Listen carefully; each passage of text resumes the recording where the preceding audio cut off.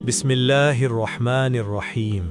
नाज़रीन किराम, बनी इसराइल की रिवायात के बारे में एक मशहूर उसूल है कि ना तो उन्हें मुकम्मल सच माना जाता है और ना ही मुकम्मल झुटलाया जाता है, क्योंकि हो सकता है वो सच्ची भी हों और गलत भी। आज हम ऐसी ही एक इबरतनाक रिवायत आपके सामने पेश कर रहे हैं जिसमें हमारे लिए गहरी नसीहत मौजूद है।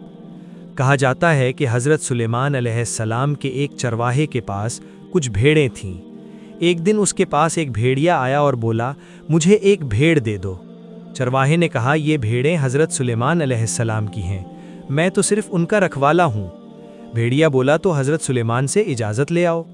चरवाहे ने कहा, मुझे डर है कि तुम भेड़ों पर हमला कर दोगे। भेड़िया हंसा और बोला, जब तक तुम वापस ना आओ मैं खुद इनकी निगरानी करूँगा, और अगर मैंने खयानत की तो मैं आखिरी उम्मत के लोगों जैसा बन जाऊंगा। चरवाहा इजाज़त लेने के लिए रवाना हो गया। रास्ते में उसने 3 अजीब निशानियां देखीं। पहली निशानी, उसने एक गाय को अपनी ही बच्ची का दूध पीते देखा। वो हैरान हो गया और सोचने लगा, ये कैसा मंजर है। दूसरी निशानी, उसने ऐसे लोग देखे जो पुराने कपड़े पहने हुए थे, लेकिन उनके हाथों में सोने की थैलियां थीं। माल था मगर बरकत नहीं थी। तीसरी निशानी, उसने एक बहता हुआ चश्मा देखा, मगर जैसे ही करीब गया पानी से शदीद बदबू आने लगी। बिलाखिर वो हज़रत सुलेमान अलैहिस्सलाम के पास पहुंचा और भेड़िए का पैगाम दिया।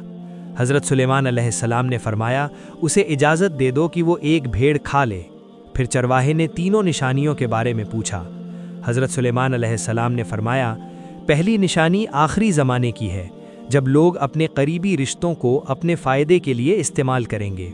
दूसरी निशानी हराम कमाई की है, जिसमें माल तो होता है मगर सुकून और बरकत नहीं होती।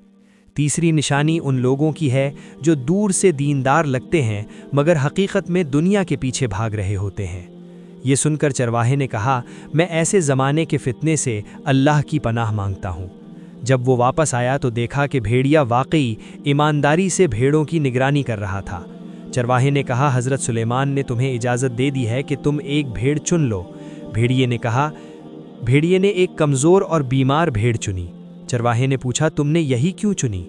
भेड़िया बोला, क्योंकि ये अपने रब के ज़िक्र से गाफिल थी, और जो अल्लाह के ज़िक्र से गाफिल हो वो सबसे बड़ी आजमाइश में होता है। नाज़रीन किराम, ये रिवायत हमें याद दिलाती है कि असल ताकत ज़िक्र इलाही में है। अल्लाह हमें गफलत से बचाए और आखिरी ज़माने के फितनों से महफूज रखे। आमीन।